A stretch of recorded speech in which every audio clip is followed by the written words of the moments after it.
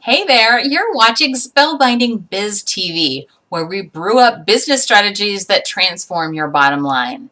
And in today's episode, we're talking all about time management.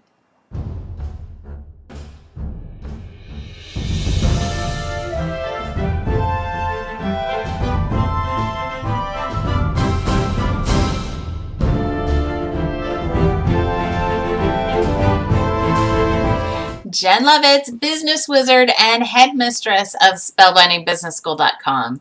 And today I'm talking about time management. And there are two different aspects to this that I share with my students. And the first one is I subscribe to the idea of a very long to-do list, but of tasks that I feel I can complete in just 5 to 10 minutes. Now, the reality is that sometimes when I'm making my list, I think something's going to take me 10 minutes, and it really takes me longer than that. So when I have my set time, my 30-minute switch down time every morning, I actually set a timer for 15 minutes when I start a new task. If at the end of the 15 minutes, I'm still not done with my task, I'm done.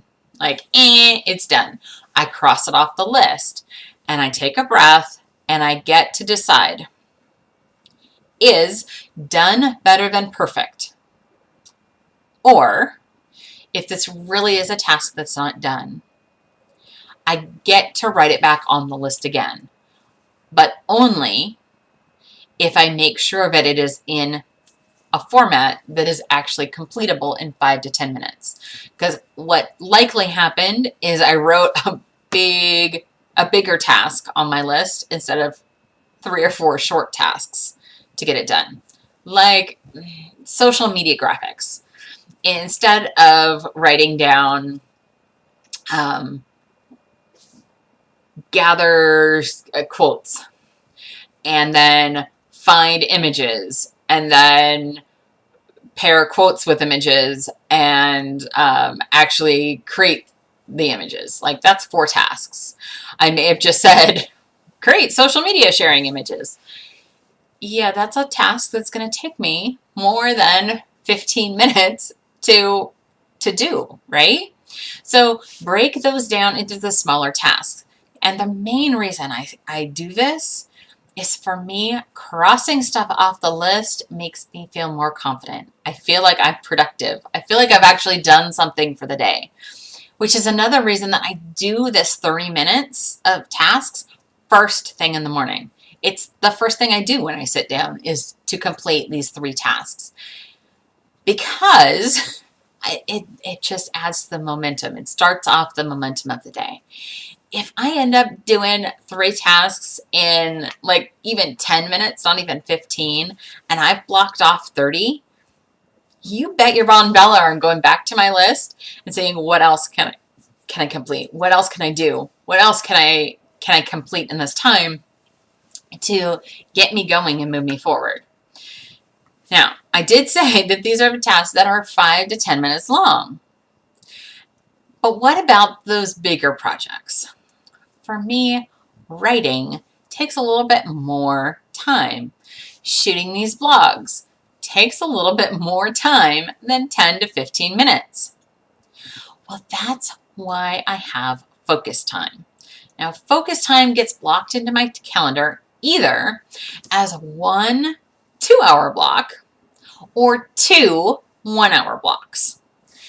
And during focus time, I'm working on the one thing that will move my business forward the most right now. And I actually plan this out on Sunday nights usually, or first thing Monday morning. And it's what's the thing? What's the one thing that when I cross this over the goal line at the end of the week will make me feel the most confident, the most accomplished, and what may bring in the most income. It's got to play in there, right? So what's the thing that I need to get over the goal line? And that's what I focus on. That's what gets put into my focus time. Now, all my lists, I keep track of in Asana, asana.com, mostly because I can have it on a browser window on my computer and I can have it on my phone because I am a mom. I am out and about doing things with my son. Sometimes where it's just the pickup line, I'm in the pickup line and I have a good 15-20 minutes before he's even going to get to me. Or I'm at the park, he's there playing with friends, I'm there too, I have Wi-Fi access. Is there anything I can get done off my to-do list? Like I personally work very well with the technology side. But I know that there are people that are also like diehard planners. If you need a physical planner, I very highly recommend Planner Pad. They are a list-based system, and basically I've made my Asana work like Planner Pad. I just do it in a digital format. I also, though, do have a whiteboard up in my office, and my whiteboard is what keeps me on track for the month. It's what are the bigger projects that I really want to complete by the end of the month. Because there's sometimes when I get to focus time and I'm like, I don't know that I'm not feeling the vibe to work on this one thing. Maybe I'll work on this other thing. Or I have downtime between clients and it's time to look at that. Also, my the three things that I focus on for the week usually are related to the bigger things that are on my whiteboard. So my whiteboard's on this side of my office. That's why I keep pointing over here. So these three things that I'm accomplishing every day, I'm usually choosing the things that will help move those projects forward. Again, it's that what moves the business forward. It's what is the working on my business. What creates that container? How can I hold that space so that when I'm in the container and working with my clients, I can really be present with them and be moving forward in that space. So I challenge you to look at how are you managing your time right now? Have you set up processes to allow you to be more productive? Do you have, here's a big one. Do you have time set aside every week where you are specifically delegating or following up with the things that you've delegated? I have time set aside between 30 and 60 minutes every week to go through and make sure that my projects are moving forward with the team of people that I've delegated to.